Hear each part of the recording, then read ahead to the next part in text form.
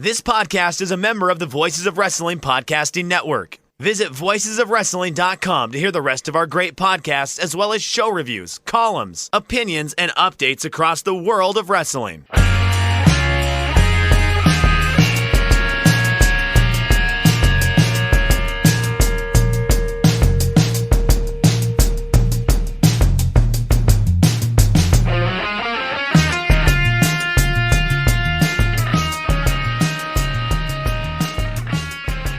Hey everybody, welcome back to Shake Them Ropes, the place where friendship never ends. And this is friendship that never ever ends. Those are the lyrics. Why the hell not? I'm Chris Novembrino.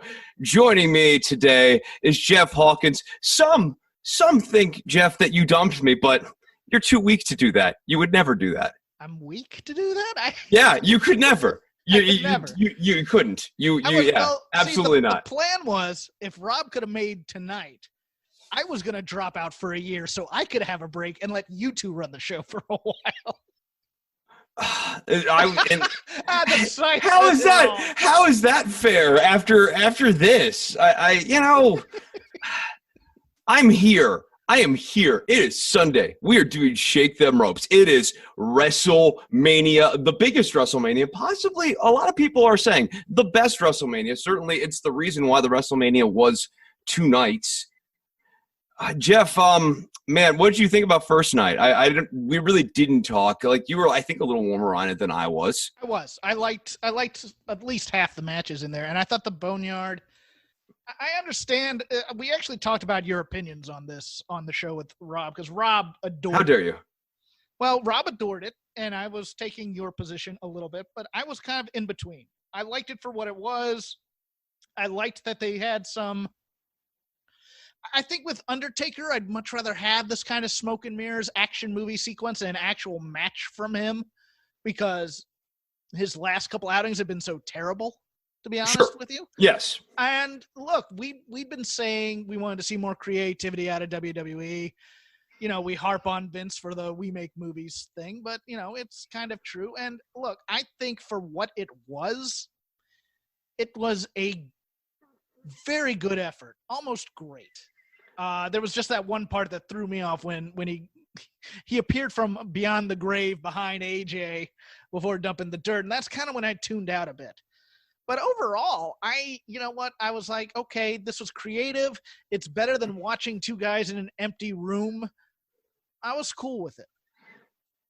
Yeah. So, I mean, my top line comment on last night, and I guess tonight too, is that this just largely didn't feel like WrestleMania. It lacked any of the magic of WrestleMania. And I was thinking about it a little bit more tonight with slightly fresher eyes and in a slightly better mood. And I think part of the issue when they look back on this was choosing to run away from the moment in history that we were in and pretending like it wasn't happening. Rather than, I think here's kind of the alternate vision that popped in my head as I was watching tonight.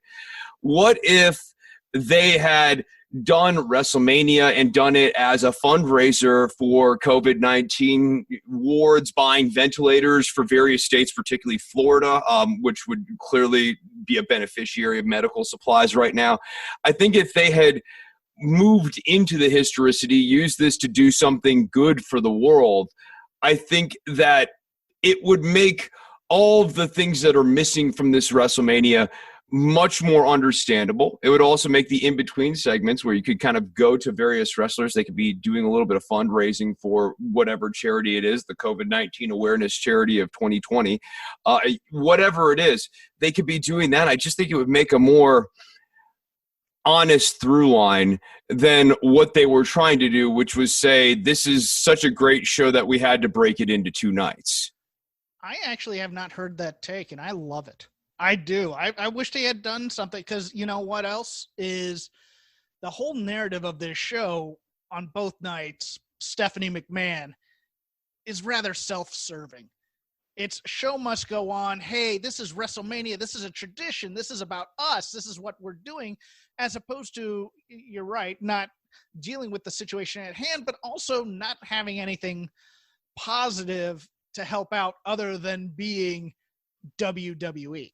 Right. And, we know what this isn't, but here's what this is this time. And here's what makes this WrestleMania so special. And here's who we're partnering with. And sometimes they're ham-handed with this. If they could have just pulled off this charity overture, I think it would have made the mood about this WrestleMania so much better and more authentic, at least for me. Yeah, go ahead. I was going to say, and also not to do it in the way that they do it with like the Susan G. Komen Foundation. Right. Where it's all about, you remember the old Stephanie line that marketing is the new advertising, or philanthropy is the new marketing. That was the quote. Don't make it seem like you're doing everybody a favor by trying to raise money or selling certain items, or, all WrestleMania, merchandise proceeds will go here. And just make it that, as opposed to, see, we're out in front helping, blah, blah, blah, blah, blah. Don't make it about you. Just be a little bit humble about it. And I know they don't like doing that because they like being big and larger than life and spectacle. And I think it would have gotten more eyes on the product. Yes. I think it would have gotten more normies to take a look at WrestleMania. And also, instead of that initial thing that was happening 4 or 5 weeks ago when they were first having to start doing the empty shows, right? When people were like, wow, this stuff is really weird on, normie Twitter. I think if they were doing this, people, especially sports-starved people, might have tuned in and said, hey, it's for a good cause. Instead of this, which at points didn't feel like it had any cause whatsoever. See Edge and Randy Orton. I'm going to ask a question, and it's probably a little unfair, but I'm going to go with it anyways. It's a two-part question. First, how did you feel about night 2 overall? And then compared to night 1, how did you feel about it? Night 1, especially because of the opener, my tweet, I will sanitize a little bit for the on-air thing. I said, this is just Raw. And that was my initial impression. It was Raw with WrestleMania banners. Night 2 felt a little bit more network eventy. And I think I certainly enjoyed night 2 more than night 1. Okay, I am the exact opposite. I thought night 1 had a lot more bigger moments. I thought the action was a little bit more varied, to be honest. If you moved the Daniel Bryan and Sami Zayn thing over to night 2, I think it would have been a no contest. Okay. No, I can grant that. But, between the ladder match for the tag titles, the big moment with KO jumping off the sign through the table, that Daniel Bryan Sami Zayn match was pretty good. I liked the women's tag match probably a little bit more than you did, because I was just having fun with the epic stupidity of it. I thought Braun Strowman and Goldberg, as opposed to Edge and Randy Orton, didn't overstay their welcome at all.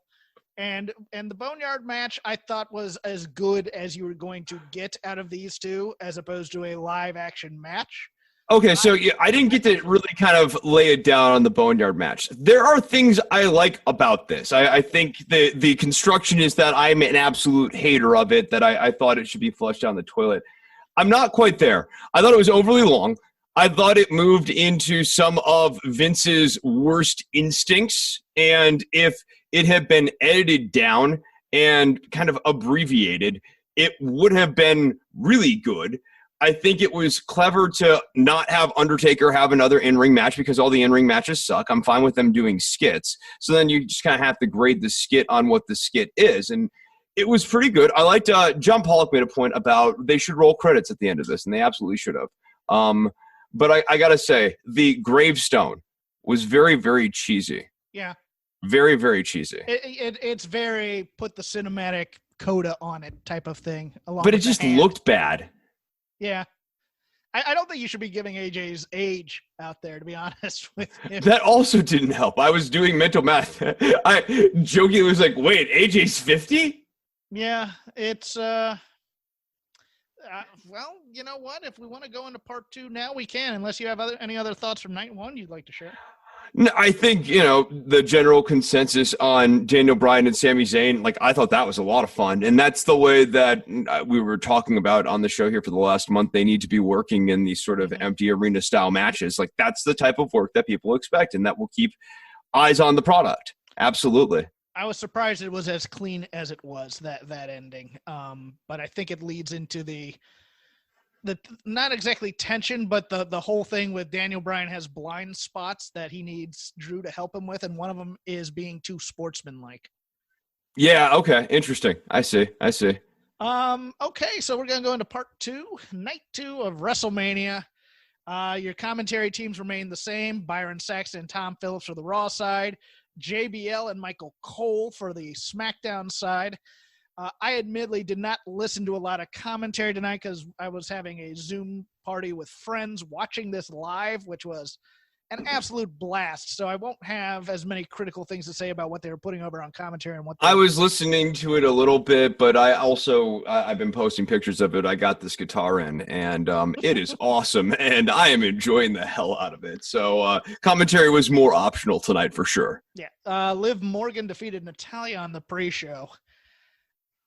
Did you watch this? I didn't watch that, no. This, I thought, was a bit of a struggle. I just don't know. They've had Liv on the shelf for so long, and I think it was like, okay, Natty, help her through a match like you did Charlotte in NXT. Right. And I just don't know if I respect the hell out of Natty. So when I say this, I'm not judging her as a wrestler. I just think she's been a bit overvalued on her prowess in terms of being able to carry people to a good match. I think that the word I would use to describe her match style in the last 4 to 5 years, and I think she's been better than this, but I think this is where she's been at recently, is steady. Yeah, it's very teach it's not almost. Right. It's not that notch above that I think the reputation sort of offers up. She's not going to have a bad match. She's not going to turn into a stinker. But she can't – I don't think she can carry bad talent to great places. And one of the big problems for Liv has been ever since that aborted, horrible lesbian storyline with Lana, they haven't had a real kind of vision for what they're going to do with her. Yeah, they brought her up a little bit too soon out of training, in my opinion, and it's really up to you. I agree. It's up to you to go get outside training after that, and it's hard to do that when you're on the road 4 nights a week. Yeah, it's one of those things where Natty can get to her parts, the split leg thing where she, runs up a woman's back, and she has her. There's a Natty match, and she can do the Natty match, but that's all she's shown me in the last couple of years. But I was a little shocked they gave Liv Morgan the win. I got to be honest with you. I thought Natty was just going to beat her,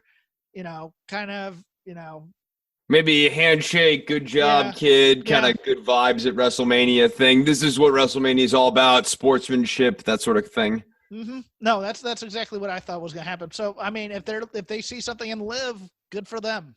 I really thought the Riot Squad would be a little bit more than it was, but I think they're just going to go back to that story with her feuding with Ruby or Sarah Logan.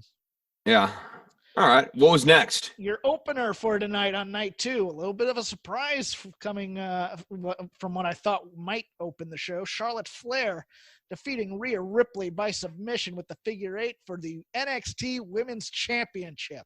Charlotte moving over to the Wednesday night show, Chris. I guess they want to put a little bit more juice on the Wednesday night product.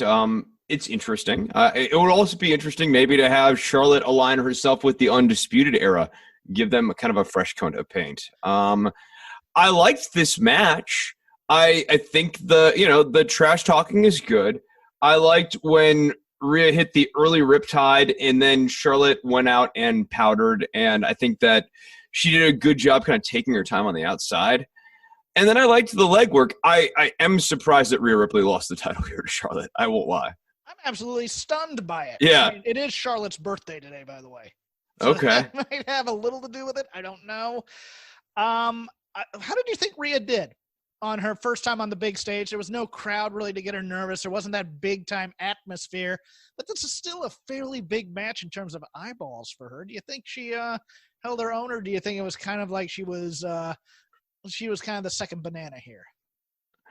I think she was kind of the second banana here. I think she was definitely following the leader here. That was a leading question on my part, unfortunately. No. But I agree with you. I think that she was following the leader here rather than really leading and really kind of. I don't think that when they were planning out the match, Rhea really thought about how am I going to make myself look good during the course of this match. And Charlotte got the stuff that makes Charlotte look good, but what did Rhea get that made Rhea look good? From appearing on NXT proper to winning the title through Survivor Series to now, she has cooled off significantly. That's what I'm getting out of that. And it was weird because I really didn't think about it that hard until I saw her gear for tonight. And they really went away from the mosh pit kid thing tonight. They made, it was almost like that Seth Rollins all white gear. The first time you watch it, you go, whoa, okay, that's interesting. It's a little different for him. I don't know if I thought the gear was, I don't know if it worked for her. I thought the gear was sort of a tell that she was the baby face and she was going to win tonight. Yeah, and like it was sort of like a WrestleMania look for a winner, which is why I was even more stunned when they started doing the leg stuff. And I was like, oh, man, there might be building to her tapping out. And then she tapped. She didn't just get hit with the natural selection. They tapped her out. And it was clean. There was no cheating. Yeah. Okay, I may have to backtrack on that because, of course, doing shoulder dives at the knees is dirty pool in some ways. No, it isn't. It's a wrestling match. You're breaking down a limb. It's heel tactics in the sense that heels work limbs. Chris, it's dirty to me because I've had knee surgery. Okay, I have a bad knee too, but like if you bring a weakness into the ring, you exploit the weakness. I don't. That is not a violation of the rules. It's not cheating. You might go, oh, I don't want to get hit in the knee. Me neither, buddy. But, like, that's not cheating. Yeah, I think, though, the plan, and I think I brought this up on either the preview or with you the week before, I think Charlotte's going to eventually main event an NXT TakeOver and drop this belt right back to Rhea, but it's going to be in front of a big crowd. It's going to be in front of that hot indie type crowd, and I think she's going to be allowed to take some of the training wheels off, I think, and really kind of, okay, what kind of match can she do compared to, say, her old man or something when she's main eventing a show that Vince doesn't care about too much. I mean, the other part of this, too, is that considering that there's no one here at this WrestleMania, and you're talking about the potentiality of in front of a crowd at a hot takeover, presumably when things are better and people are really excited to be back out and doing stuff in public and feeling good about watching something in like a large audience again. Mm-hmm. I think you could have a ton of buzz for Rhea getting the belt back on that night. And if you have Rhea really overwhelm and razzle dazzle, we'll completely forget about her not killing it here at air quotes WrestleMania. Right, and I think her quote unquote star making performance, winning the title, I don't think fans. I don't think it made her a big star. I think it was kind of it was a little play. I mean, the Full Sail crowd and having the entire locker room come out, it felt a little contrived. And I think this might. A big match at a takeover, headlining, winning back the title, I think it solidifies her star and maybe the ability to move over to a roster. I don't know yet. Maybe they're going to keep her here for a while. So it was weird, but long-term, I think it might actually be a prudent booking choice and a necessary one. Although I don't like her just tapping out clean. You still could get the belt off of her by her taking a natural selection. Yeah, or even, taking a chair to that knee before tapping out. Sure. Also not. Yeah, if you have Charlotte go to the outside and like really work the post and, any number of things. There are a number of ways to make this more heartbreaking for Rhea rather than just it's straight up loss. Yeah, it's very hard to rebuild. Not that you want a screw job finish every time, but it's hard to build up Rhea as a number one contender just because she tapped out clean. It's kind of like they're going to have the same problem with Shayna Baszler if they decide to go back to that immediately with Becky Lynch. It's like you just lost. You lost clean. It might have been a fluke, It might have been, whatever you think, but you still lost clean. You can't be the number one contender again.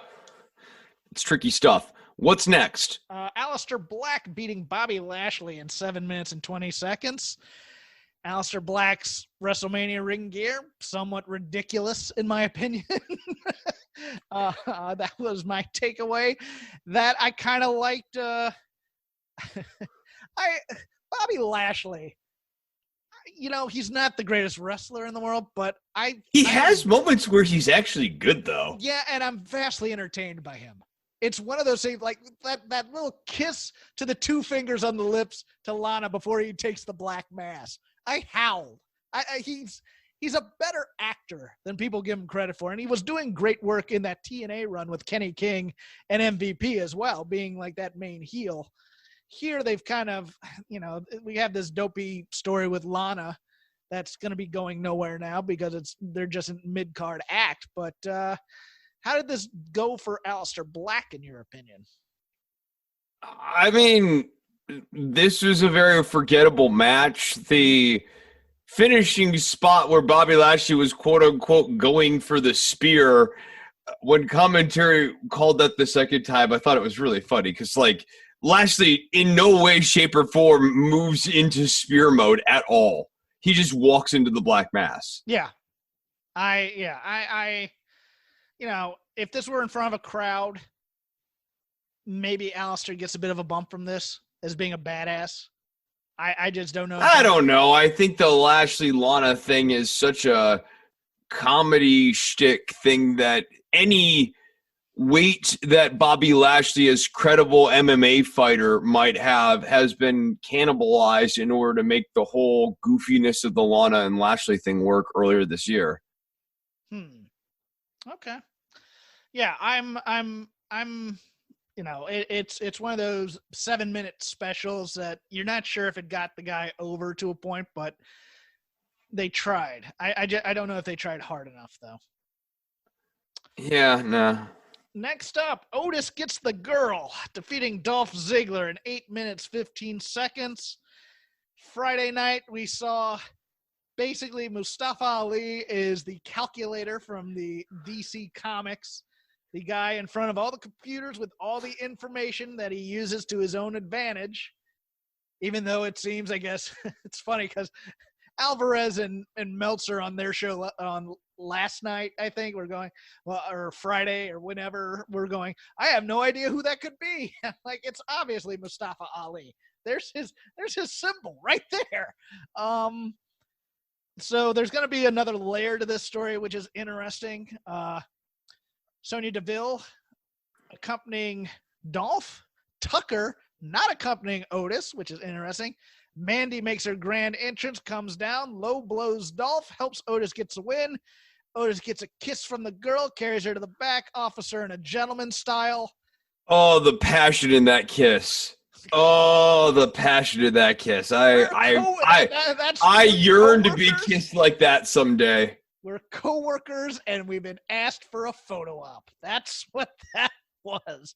It wasn't even sloppy drunk at the Christmas party, coworkers. She looked miserable going into that. It was so awkward. It looks like they missed. It looks like they missed the first time trying to kiss it.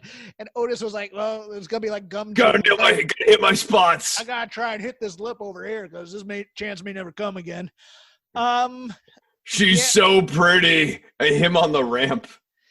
So we're going to get this for a while, I think. This is your basic WrestleMania 1 or 2 type of Vince McMahon sports entertainment storyline. Otis is George the Animal Steel. Yeah. I mean, I think I called that. I think I had that one. We'll see how long that goes until eventually either Tucker gets jealous and they split up the team, which is stupid, or Mandy turns on him and there was some plot all along and maybe it's to be with Ali, or Mandy turns on Otis to be with Tucker. That'd be interesting too. I'll take you know what? Tucker was really nice this whole time. Also, this would give you a chance to build up heel Tucker, which might be an interesting wrinkle for that guy. Not being in front of a crowd, of course, you don't get the you don't get the payoff of this whole thing, so it kind of falls a little flat and falls into your Raw/SmackDown TV angle type category. It was good for what it was, but it wasn't anything blow away. I think Dolph, this is where Dolph is right now. Yeah, he doesn't. I mean, he does his job, but he is not stealing the show anymore. Chris, Edge defeated Randy Orton in a last man standing match. Time of the match, 36 minutes, 35 seconds. I like to say it's not the quality of the match, Jeff. It's the length. And second longest match in WrestleMania history. Yeah, right. And that would probably make this the second best match in WrestleMania history. This felt like 36 minutes at some point. During our chat in our Zoom room, someone goes, you think this is going to last 3 more minutes? Because I need to go get a drink. It then lasted 20 more minutes. I liked it. It was a little too close to Gargano versus Ciampa, going through the same kind of sets, going to the same places. Why the hell do they have a chain link fence in a conference room? I'll never Because know. Vince McMahon dumps flames into the boardroom to really get the tensions up. He's Blofeld from the Bond movies. Okay, everybody, I'm having a meeting. Number 4, give me an update. You have failed me, number 4, and then all of a sudden, yes, exactly. This is what I now expect meetings at the Performance Center to be like. Yeah, thank you, Chris. You've now given me a visual I will never be able to unsee. Of course, there's a ladder near a table at one point. I liked it mostly. It just went on and on. I mean, if you edited this down, it would have been fine. So here's again the real crime of this. It's all pre-taped. Just edit it. It didn't need to be 35 minutes. I got the ending, of course, being a concerto on top of a trailer truck, I think, after Randy tries to go for the punt. I always like when they try and bring back the punt. Randy Orton gets his big win and his revenge. Do we see Edge, or did I say Randy? Wait, yeah, Randy Orton gets his big win. He got a chair to that. Yeah, Edge gets his revenge. Do we see Edge stick around, or is he gone for the foreseeable future?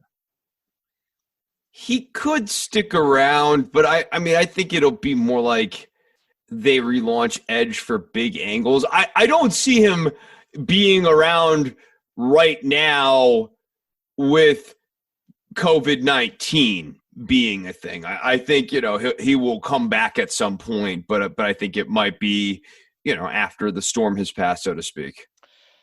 I tend to think if this had been a big WrestleMania in front of an audience, we may have seen a retirement tomorrow at Raw.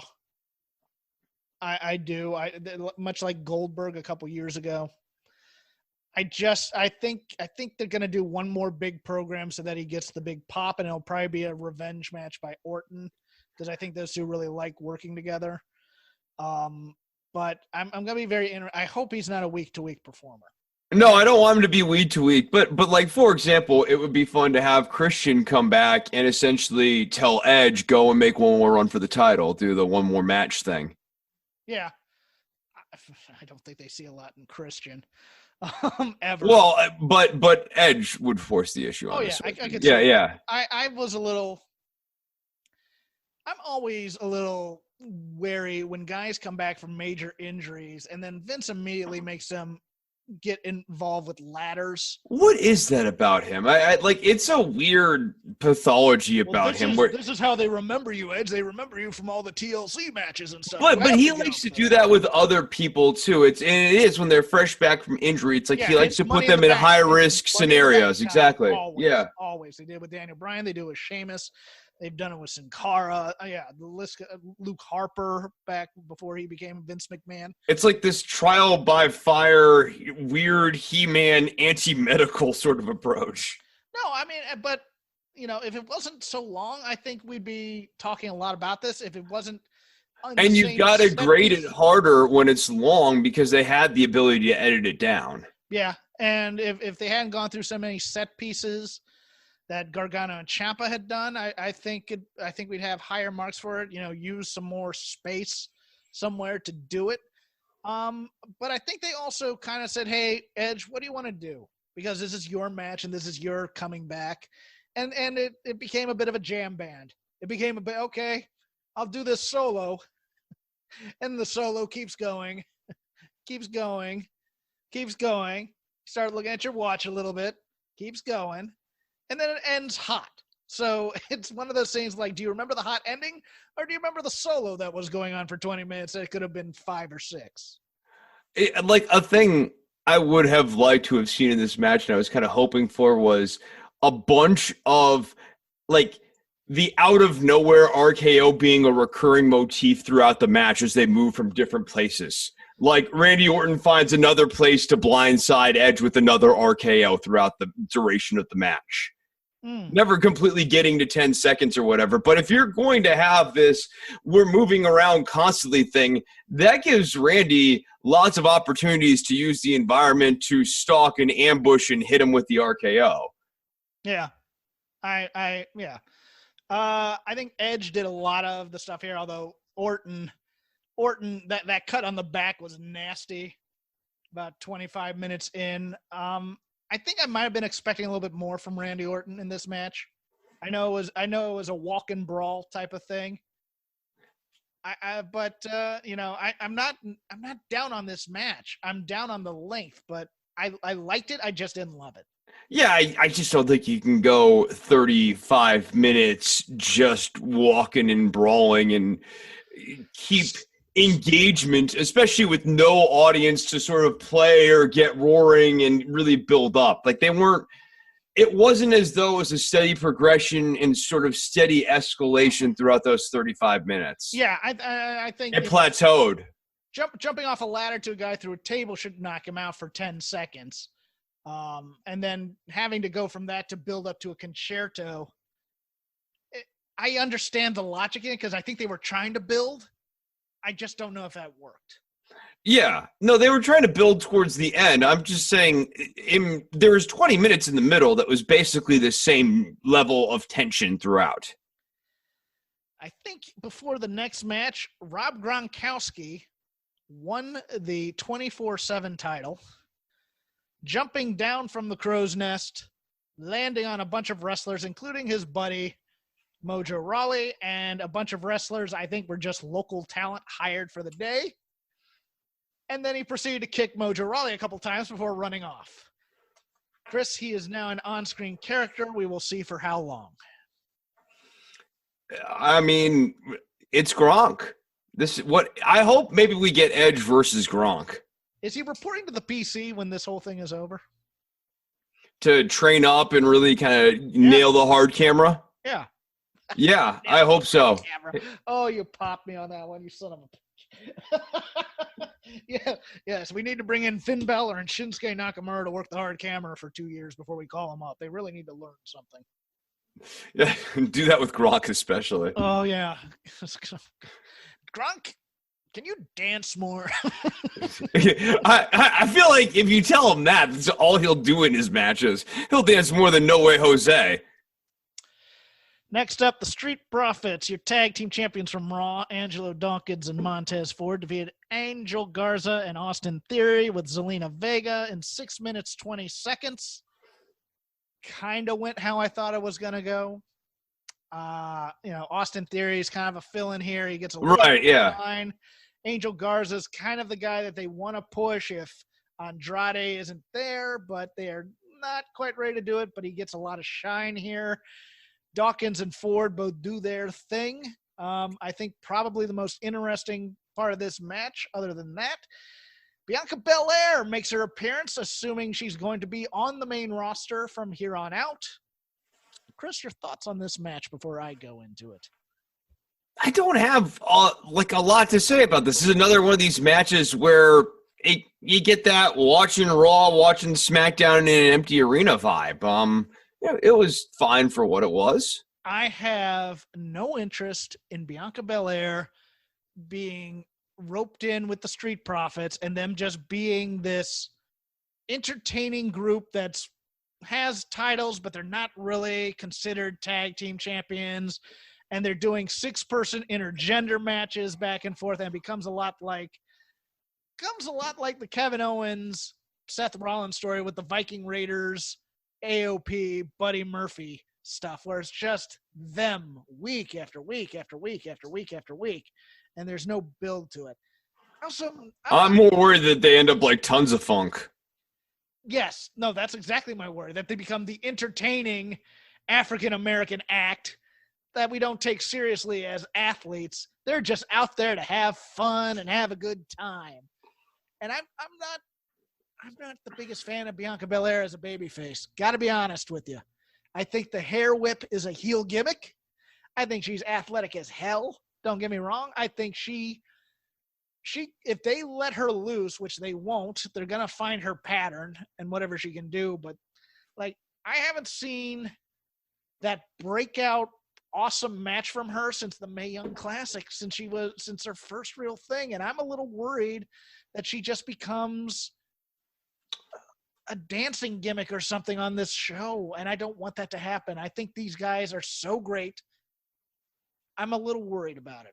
Okay, let me try to assuage some of your fears. I can't, tell you that Vince's grinched out heart is going to grow 3 sizes here at the end of this comment, but I think if we look a little earlier in the card, getting the belt off of Rhea in the way they got the belt off of Rhea, and then also what you're talking about, the larger cooling off of Rhea Ripley, maybe is the beginning of opening up the door for Bianca versus Charlotte, because remember, the other person in that Rhea Charlotte mess was Bianca, sort of saying, you don't even go here.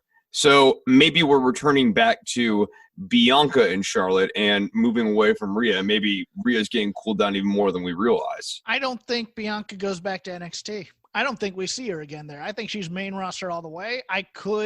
You could talk me into Montez turning on Angelo Dawkins and them being a power couple type thing, much like Andrade and Charlotte. King Tez and Queen Bianca could be kind of fun. Yeah, I could see them doing a King of the Ring and making him King Tez officially. I could very well see that. It's one of those things where I look at this and I go, this has potential to be great, or it has potential to just be another bad gimmick for an African-American act that, we all look at Vince and we know his proclivities. So, I mean, we'll have to wait and see, but it's just one of those things where I watched that, I went, okay, that's an interesting way to debut Bianca. You'd think it would be a bigger deal. And it's one of those things where I say proceed with caution. Next, Aunt Pam successfully defends her WWE SmackDown Women's title in a fatal 5-way elimination match, beating Lacey Evans, Naomi, Sasha Banks, and Tamina. Little bit of dissension on the part of Aunt Pam and her sassy friend, but they didn't go hard into it, which I liked. I liked that it was an accidental hit. She tried to make good on it, Chris. She said, hey, it was an accident, although she didn't exactly jump up and try and save Sasha from the women's right after Lacey hit her. I liked the way they got Tamina out of the match. I thought Lacey Evans was okay. I was a little shocked at how Naomi went out so simple. And I wasn't pleased with the finish, to be honest with you. I get the no disqualification stiff in multi-person matches. It's just stupid. Go ahead and disqualify somebody from a multi-person match and have somebody be the winner if they come in and interfere. I was thinking Sasha was going to make Bayley lose. I'm kind of glad that I hope they back off of this for a while and just let it build, and maybe they go after the tag titles against Bliss and Cross. A good match, nothing special. The team B, they kind of did a team bad reunion for a second. Don't really think they mentioned it on commentary. They just kind of did the set piece. Do you have any strong thoughts about this? No, I don't really have any strong thoughts about this. Like, Lacey Evans is a very poorly cast babyface, and especially feuding against Bayley, it's just not connecting. I thought they were going to put the belt on her tonight. I got to be honest. I thought they were too, but if they're not going to do it here, they should just, I don't know, consider a reset with her. Yeah, which they already tried once. In the midst of this, in the build to this, they did a reset. Remember the sit-down interview? Right. Yeah. And they did nothing. I mean, they've botched everything about this women's division on SmackDown. It's except maybe, the Kabuki Warriors, Alexa Bliss. The people who were already veterans are already established there. But I did howl at Bayley yelling at Naomi, "Go dance to the back." I thought that was, some of the chatter tonight was kind of funny. Charlotte Flair makes way too many sound effects for my liking, but I understand why. You're trying to cover for things and try and create action. But yeah, nothing huge in this match other than continuation of or the start of the dissension between Bayley and Sasha, and I'm kind of here for that. And I'm hoping that they act like real friends and make up, and then but there's always that chance that something's going to set somebody off. I kind of dig it. Yeah, what I want is for Bayley to start putting Sasha in risky situations. We've talked about this before, but Bayley needs to be the dick here. Yeah, Bayley needs to be the bad one. And she needs to go even fuller heel, as opposed to it needs to start as this way with it being an accident, and then eventually it starts to be on purpose. And I think that'll be cool. Chris, we are to a cinematic event of epic proportions. In 13 minutes, in the very first Firefly Funhouse match, the Fiend Bray Wyatt defeated John Cena in the most inside baseball match in WWE history. I can sum it up. Hold on. Discourse Twitter. I liked this more than I liked Boneyard Match. See you, bye. I quit. Huh. Do tell. Make your case. Look, I think, yeah, it's inside baseball, but the tell here, 13 minutes. It didn't overstay its. I mean, it was friggin' weird. I don't know what the hell I watched, but if we're saying we like things like the final deletion, I don't know why this isn't the final deletion, right? If we're saying we like things like the Boneyard match, I don't know why this isn't then in consideration for that. And so all I said was I liked this more than the Boneyard match. And frankly, I liked it more than Edge and Randy Orton. Like, that was just so arduously long. I thought it was like it's like not a match, and it was like freaking weird, but I got it. And in a lot of ways, we were talking about John Cena and Bray Wyatt not necessarily having a particularly interesting or engaging match. Consider some of the same limitations of John Cena, the 5 moves of doom. Bray Wyatt has not always, razzle-dazzled us with his in-ring ability. What's always made Bray Wyatt good has been him talking and him doing the character work. So you're using a lot of the same smoke and mirrors you would use with The Undertaker, only you're doing it through John Cena and Bray Wyatt, who are a little bit better at doing this. It's weird. I'm not going to go back and watch it again, but I don't know. I enjoyed it more than I enjoyed the Boneyard match. We got our first S-bomb on WWE television ever with Vince McMahon puppet yelling, "It's good shit, pal." I had to do a double take when I heard that. I was like, did they really go that inside baseball? They did.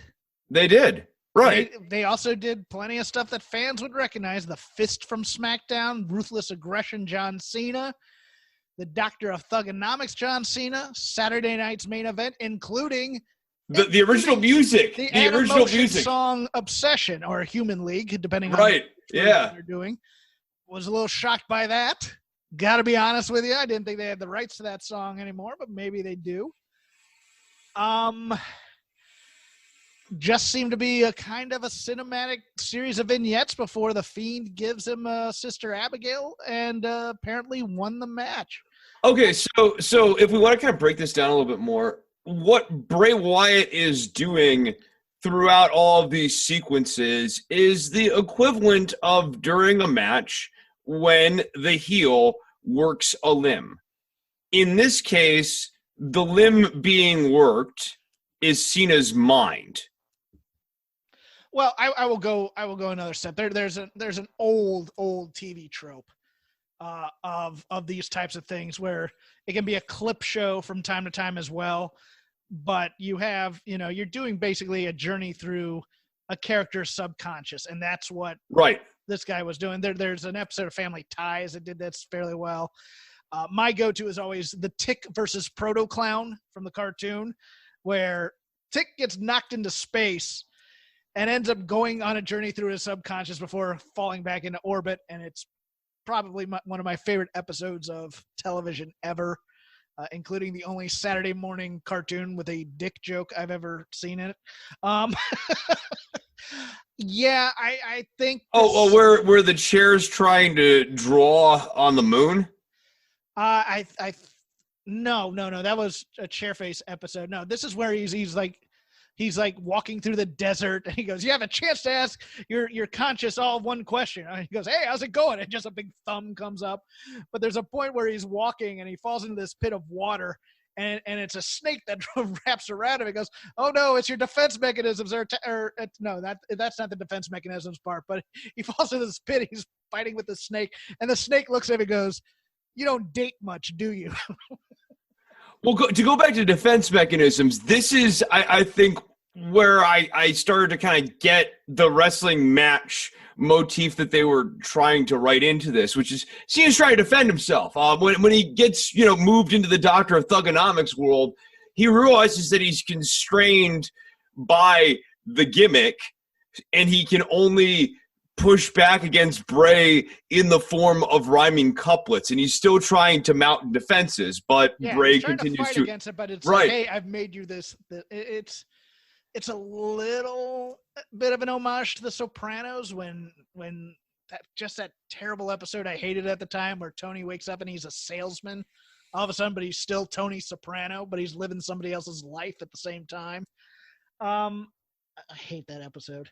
Yeah, I think it was like, it's weird. It's arty. I don't love it, but look, I like it more than, we're talking about Chris Jericho and Matt Hardy. I liked it better than that. I got to be honest with you. I thought Jericho, look, I liked the Jericho thing, but I just don't see Jericho as a comedy character. It's one of those weird things where I thought Jericho plays in too much of the comedy to be considered main event. In this, John Cena's always been a little self-aware. He always makes those wink, nod things to. This was a match basically booked for the internet crowd, for the Figure 4 Wrestling message boards, for the Voices of Wrestling Slack chat discords. This was all right, Smarky fans. We're gonna do this for you. We had a Husky Harris reference in there, in addition to having one on WWE's Twitter. Earlier, there was a John Cena promo that they took down because for whatever reason, but he basically said, "I'm basically fighting Husky Harris in a sweater." We had all the cheeky,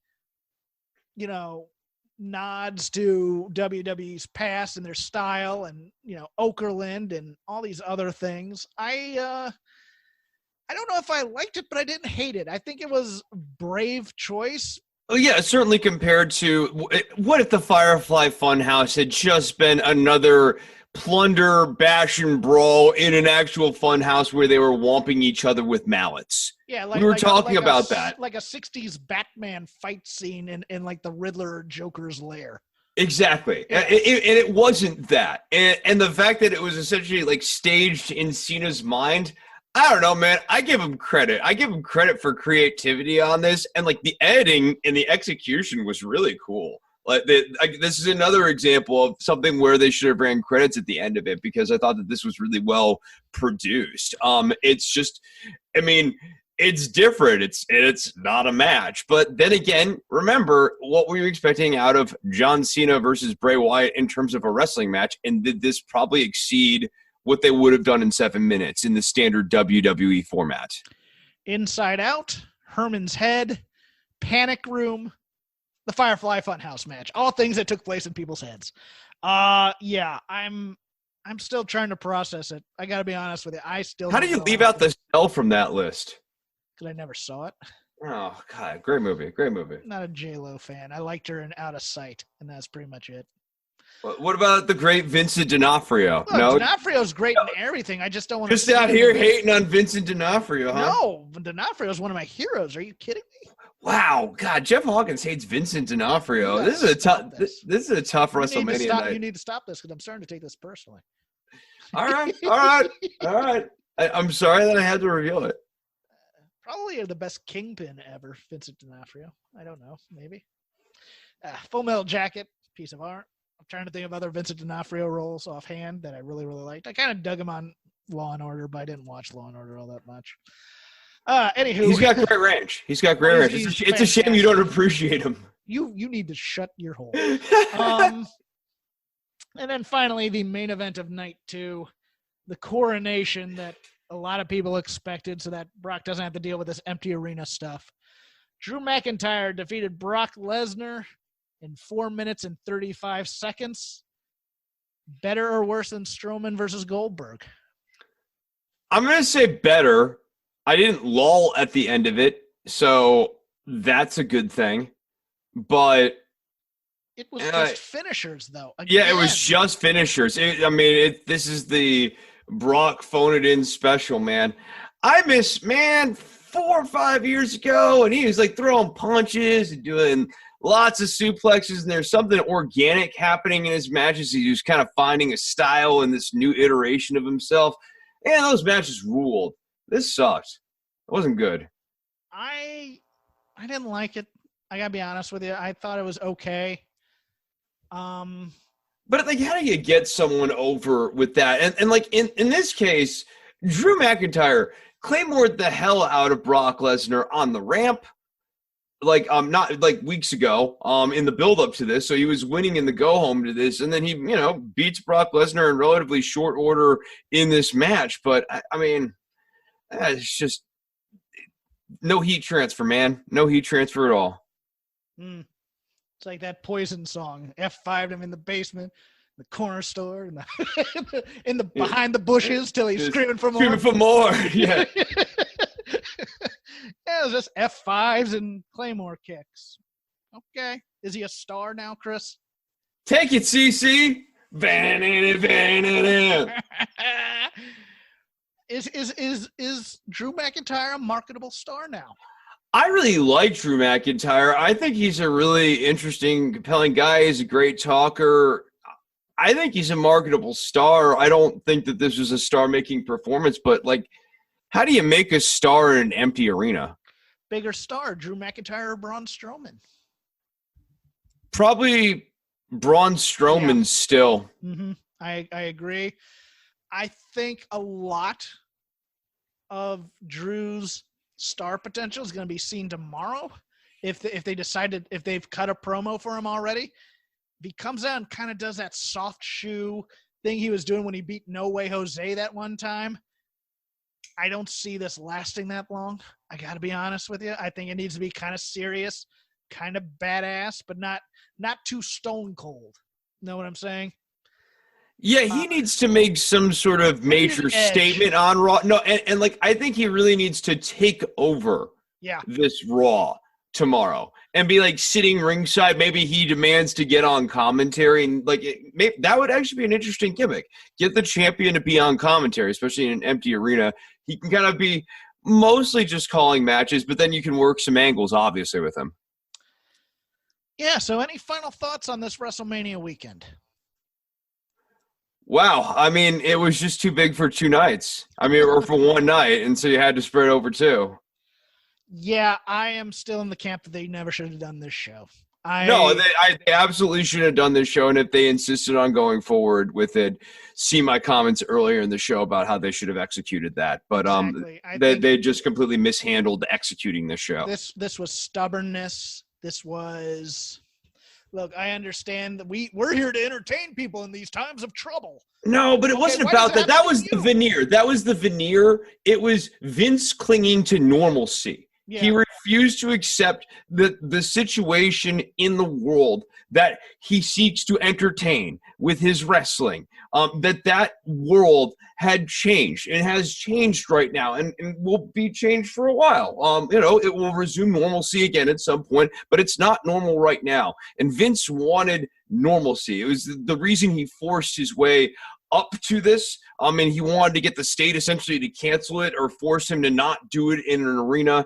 He wanted either to seem like the victim or to be the one person bravely, going out in the storm when everyone else is sheltering in place. Well, I think wanting the city to cancel it versus him canceling it is more of an insurance thing. I don't necessarily fault him for that, because if he just goes, we're not going to put this on, as magnanimous as that is, you're on the hook for it.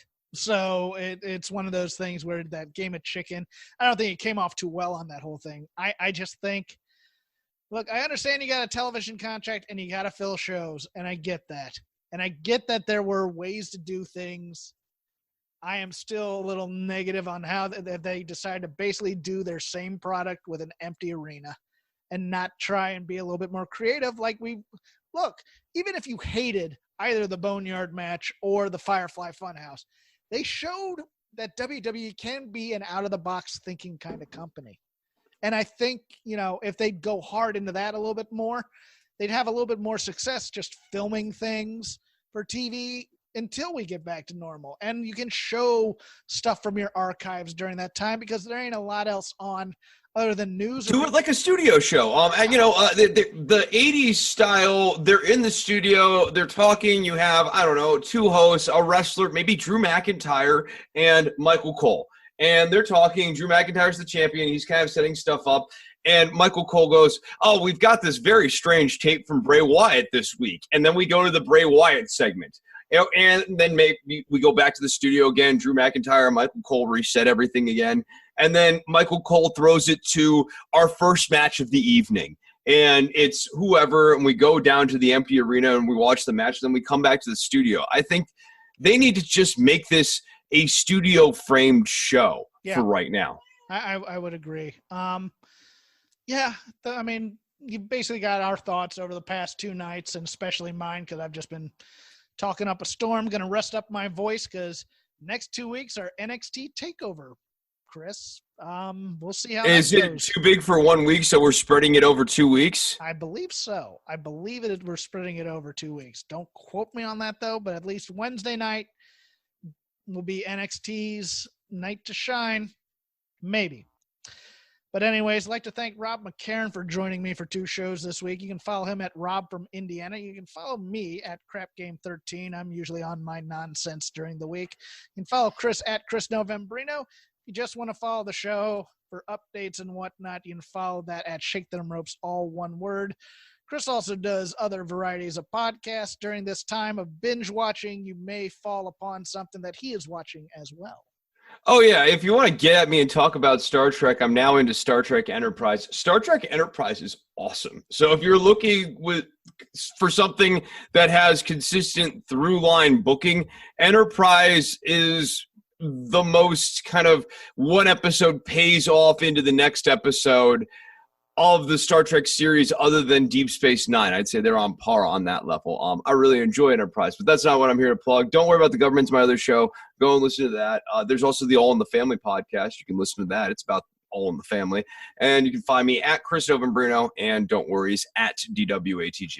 Look, I'd offer to live stream episodes of Homicide Life on the Streets, but number one, or podcast about, but number one, they're not streaming anywhere. And number two, it's a show that's been off the air for almost 25 years. We will see you next weekend. Download Trek Talk.